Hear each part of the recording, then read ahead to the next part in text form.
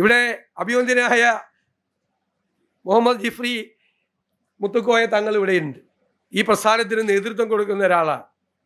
ഏത് കാര്യവും സരസമായിട്ട് അങ്ങോട്ട് അവതരിപ്പിക്കും.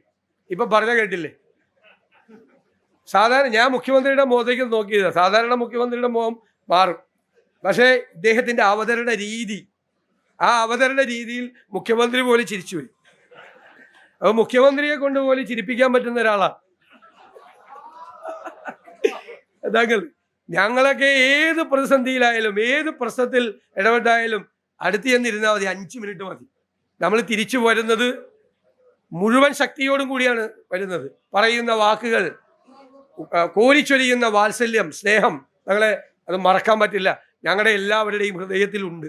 അങ്ങയുടെ അടുത്ത് ആര് വന്നാലും ഇത് തന്നെയാണ് അനുഭവം എന്ന് ഞങ്ങൾ പരസ്പരം പങ്കുവയ്ക്കാറുണ്ട്.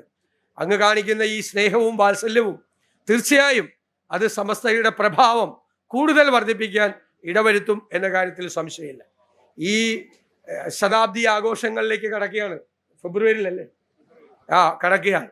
ഞാൻ മുൻകൂട്ടി പ്രത്യേകമായ ആശംസകൾ നേരുകയാണ്.